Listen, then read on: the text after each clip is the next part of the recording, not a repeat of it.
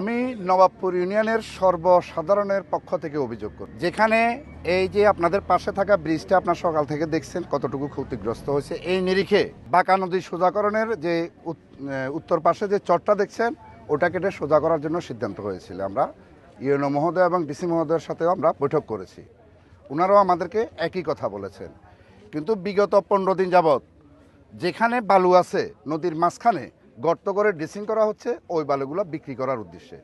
আপনারা দেখছেন যে চরটা কাটার কথা সেই চরটা এখনো তবিয়তে আছে। এখানে যে রাস্তাটা ভেঙে গেছে বা ব্রিজটার যে নটবড়ে অবস্থা হয়েছে, ব্রিজটার একটা পাশ ভেঙে গেছে, আপনারা সেটা সচক্ষে দেখেছেন এবং দীর্ঘদিন যাবত এই এলাকার মানুষ অনেক কষ্ট করতেছে।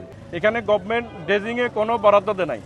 এই ড্রেজিংয়ে কোনো বরাদ্দ না দেওয়ার কারণে এটা বালু উত্তোলন করে বালু মহলগুলোতে রাখা হচ্ছে। যেহেতু এখানে 37,000-এর মধ্যে আমার মনে হয় এখনো 10,000 ঘনফুট বালু এখানে কাটা হয় নাই। বালু অতিরিক্ত কাটা অথবা এই বালু এখানে বিক্রি করা, যদি 1 ফুট বালু যদি বলে কেউ সাইকেলে, রিক্সা বা সিএনজিতে 1 ফুট বালু কেউ নিচে পলিথিনে করি যদি বলতে পারে, তাইলে আমি এটা সকল দায় নিব। বোর্ড এবং উত্তোলনের ট্রেজারগুলো আমি মালিক, আমি এটা ভাড়া দিছি।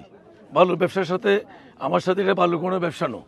এটা শুধু বাঁকা নদী সোজাকরণ জেলা প্রশাসক, উপজেলার নির্বাহী কর্মকর্তা, ওয়াটার বোর্ডের লোক, উপজেলার পিআইও, উপজেলা ইঞ্জিনিয়ার, ওনারা সব মাপি একটা লাল পতাকা গায়ে সীমানা দিকেছে, ওই সীমানার বর্ডার পর্যন্ত কাটতে নির্দেশ দিয়েছে।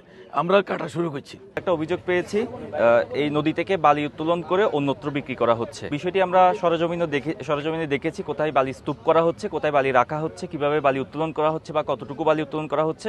আসলে চোখে দেখে তো পুরোপুরি মেজারমেন্ট করা সম্ভব না। আমরা একটা আইডিয়া নিয়ে গিয়েছি, পরবর্তীতে এখানে এক্সপার্টরা আসবে, বিশেষ করে পানি উন্নয়ন বোর্ডের যারা এক্সপার্ট আছে এবং যারা ইঞ্জিনিয়ার আছে তারা আসবে। যদি এখানে কোনো টেকনোলজিক্যালি এবং যদি টেকনিক্যালি যদি এখানে কোনো ভুল হয়ে থাকে সেটা আমার মনে হয় ইঞ্জিনিয়াররা ভালো সলভ করতে পারবে। আমরা প্রশাসনিক বিষয়গুলো দেখলাম এবং যে অভিযোগগুলো দিয়েছে ওভিযোগগুলো আমরা খতিয়ে দেখলাম। বিস্তারিত প্রতিবেদন আমরা জেলা প্রশাসক মহোদয়ের কাছে জমা দিব।